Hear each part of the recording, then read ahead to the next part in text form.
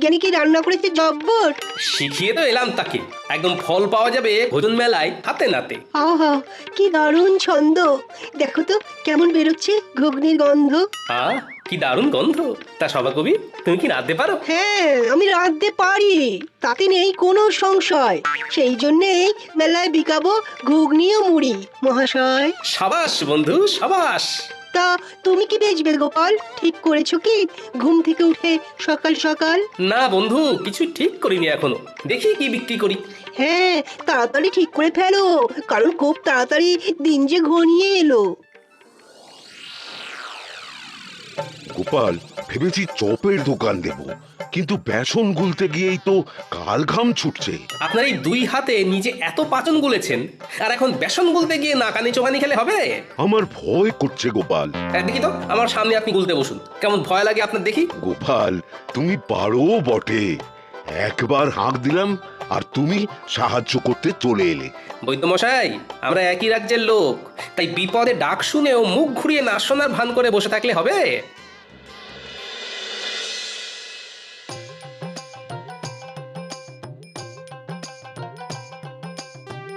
হ্যাঁ গো, এলে? হ্যাঁ হ্যাঁ, মোটামুটি সবার বাড়ি একবার করে ঢু দিয়ে এলাম, বুঝলে গিন্নি। দেখলাম মোটামুটি সবাই একদম জোর কদমে রান্নার প্রস্তুতি নিচ্ছে। তা তুমি কি বানাবে কিছু ঠিক করলে?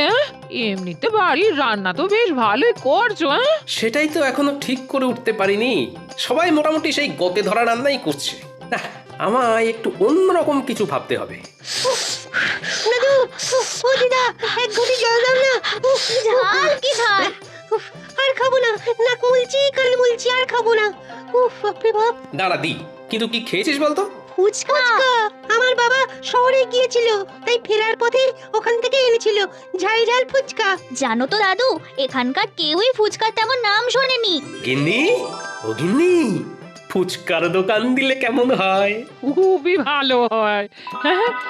সেইবারে খুকির বাড়িতে গিয়ে খেলাম, শহর থেকে জামাই এনেছিল, অসাধারণ। কিন্তু তুমি কিভাবে বানাই শিখবে কি করে? এখনো হাতে 4-5 দিন সময় আছে গিন্নি, শহরে গিয়ে শিখে আসবো কালকে, তারপর ভোজন মেলায় ফুচকা বিক্রি করবো। আহা, শুধু খাবারের মেলায় কেন, গোটা কৃষ্ণনগরে তুমি বিক্রি করবে। এখানকার কেউ জানেই না ওই ফুচকার নাম। ভালো লাগলে না, এই প্রচুর প্রচুর বিক্রি হবে। তা ঠিক, আর মহারাজ এটাও বলেননি যে খাবার শুধু ভোজন মেলাতেই বিক্রি করতে হবে।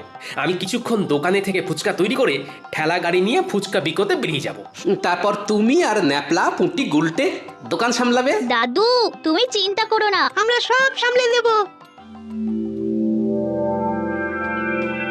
দারুণ দারুণ জিনিস খাওয়ালে গোপাল, অপূর্ব স্বাদ। পুরটা খাসাও মেখেছো গোপাল। শুভেচ্ছা বন্ধু, একদম অন্য ধরনের জিনিস খাওয়ানোর জন্য। আর অসংখ্য ধন্যবাদ আমাকে লুচি আলুর দম শিখিয়ে দেওয়ার জন্য। আরে ধুর, কি যে বলো, তা বিক্রি কেমন হচ্ছে? আমার দোকানেও মন্দ নয়। আমার দোকানেও তোমার কল্যাণে বেশ ভালোই বিক্রি হচ্ছে। বাহ, শুনে ভালো লাগলো। হ্যাঁ গো, আর দেরি করো না, দেরি করো না, ফুচকার ঠেলাটা নিয়ে গুলটিকে সঙ্গে করে নিয়ে রওনা দাও, আমরা দোকান সামলে নিচ্ছি। হ্যাঁ, ঠিক বলেছো গিন্নি। এই গুলটে, চল চল চল। ফুচকা নেবে গো, ফুচকা, ফুচকা নেবে গো, ফুচকা, ভোজন মেলায় গোপালের বিখ্যাত ফুচকা। এক মোহরে 7টা, খেয়ে যাও খেয়ে যাও, এক মোহরে 7টা। ফুচকা নেবে গো। ফুচকাটা আবার কি? হ্যাঁ হ্যাঁ, আমি বুঝেছি বুঝেছি, ফুচকা কি, তাও আবার খাবারের মেলায় গোপালের বিখ্যাত ফুচকা। চল চল চল, খেয়ে দেখবি, চল, বাকি দুটো ডাক।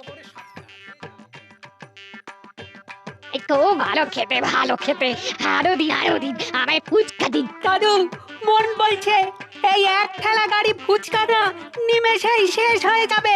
দেখে নিও দাদু, তুমি হবে সেরা বিক্রেতা। দূর পাগলা, সেরা বিক্রেতা না, সর্বোচ্চ বিক্রেতা। দুটো একসাথে বললো কিন্তু মন্দ লাগবে না।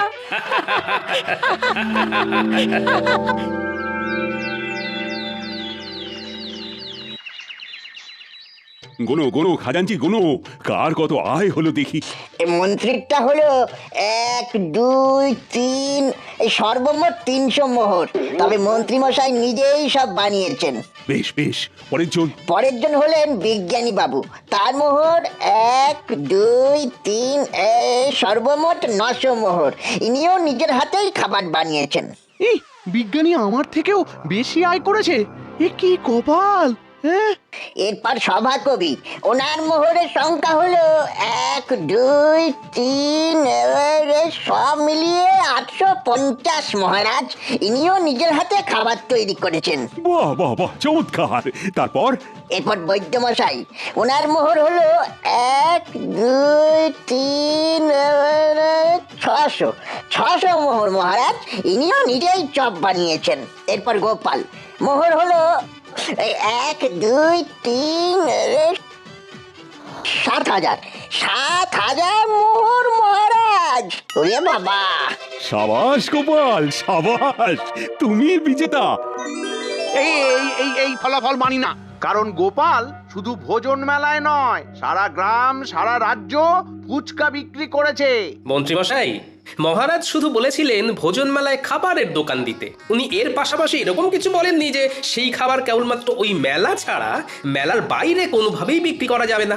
তাই আমি আমার ফুচকার বিক্রি বাড়ানোর জন্যে মেলা ছাড়াও মেলার বাইরে এই রাজ্যের অন্যান্য গ্রামেও বিক্রি করেছি।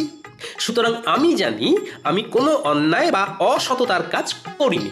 আমি গোপালের এই যুক্তিকে খণ্ডাতে পারবো না, কারণ গোপাল একদম অকাট্য যুক্তি দিয়েছে। ধন্যবাদ, ধন্যবাদ গোপাল। তুমি আরেকবার আমাদের চোখ খুলে দেখিয়ে দিয়েছো যে কিভাবে সততার সাথে পরিশ্রম করে নিজের আয় বাড়ানো যায়, কিভাবে বুদ্ধি খাটিয়ে কোনো নতুন জিনিসকে সবার সামনে তুলে ধরা যায়। সেই জন্যেই তো গোপাল আমাদের সবার থেকে আলাদা। নাও আনো এবার পুরস্কারটা, তার সাথে সবাই মিলে বলো গোপাল আমাদের সেরা, তাই ধন্য হয়েছি মোরা। গোপাল আমাদের সেরা।